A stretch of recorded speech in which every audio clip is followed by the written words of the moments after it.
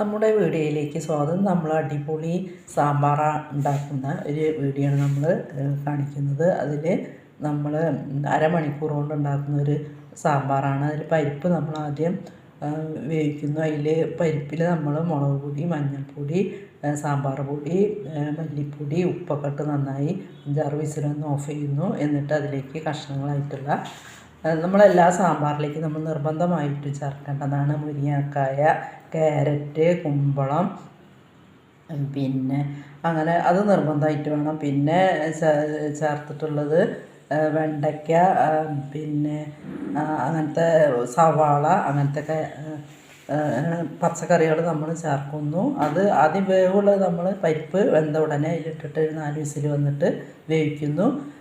അതിൻ്റെ ഒപ്പം പിന്നെ അത് നമ്മൾ കഴിഞ്ഞതിൻ്റെ ശേഷം പിന്നെ ഒരു വിസിലിൽ വെണ്ടയ്ക്ക വറുത്ത് വെളിച്ചെണ്ണയിൽ വറുത്ത് മാറ്റിയത് മുരിങ്ങക്കായും ഇട്ട് 1 വിസിൽ വന്നിട്ട് നമ്മളത് ഓഫാക്കുന്നു. വീണ്ടും നമ്മൾ പിന്നെ അതിലേക്ക് പിന്നെ കടുക്, 2 പച്ചമുളക്, വേപ്പില, കടുക് പൊട്ടിച്ചതിന് ശേഷം പച്ചമുളക്, വേപ്പിലൊക്കെ ഒന്ന് വേവിച്ച് ഇതിലിടുന്നു. പിന്നെ നമ്മൾ ലാസ്റ്റ് ഈ തിളയ്ക്കാൻ നേരത്തോ അല്ലെങ്കിൽ ഈ വെളിച്ചെണ്ണ കടുക് പൊട്ടിയതിന് ശേഷം നമ്മൾ കായപ്പൊടി ഇടുന്നു.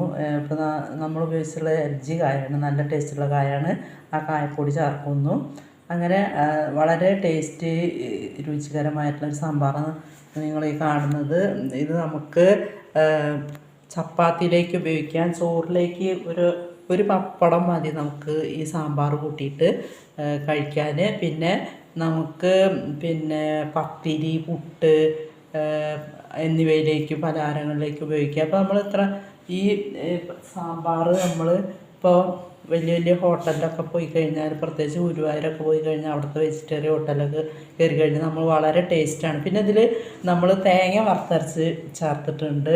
ആ തേങ്ങ ആദ്യം നമ്മൾ കുറച്ച് മുളക് പൊടിയാണ് ഇടുക പരിപ്പ് ഉപയോഗിക്കുമ്പോൾ. പിന്നീട് നമ്മൾ തേങ്ങ നന്നായി മിക്സ് ആവാൻ വേണ്ടിയിട്ട് നമ്മൾ തേങ്ങ വറുത്തതിന് ശേഷം മിക്സിയിലിട്ടിട്ട് കുറച്ചും കൂടി ആവശ്യമായിട്ടുള്ള മുളകും പൊടി ഇട്ടിട്ട് തേങ്ങ കൂടി ഇട്ട് മിക്സാക്കിയിട്ട് ഒന്നുകൂടി നമ്മൾ നന്നായി അരച്ചെടുക്കുന്നു. എന്നിട്ട് നമ്മൾ അവസാനം ചേർക്കുന്നു. അതിൻ്റെ ഇടയിൽ നമ്മൾ പുളി പാകത്തിന് ചേർക്കുന്നുണ്ട്.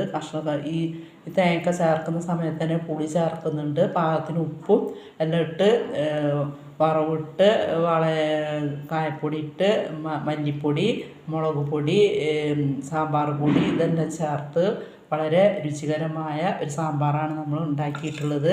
ഇത് നമുക്ക് വളരെ ടേസ്റ്റാണ്. ഇപ്പോൾ നമുക്ക് രാവിലെ കഴിക്കാം, ഉച്ചയ്ക്ക് ചോറിലേക്ക് കഴിക്കാം, രാത്രി കഴിക്കാം, പിറ്റേ ദിവസം രാവിലെ പലഹാരത്തിലേക്കും കഴിക്കാം.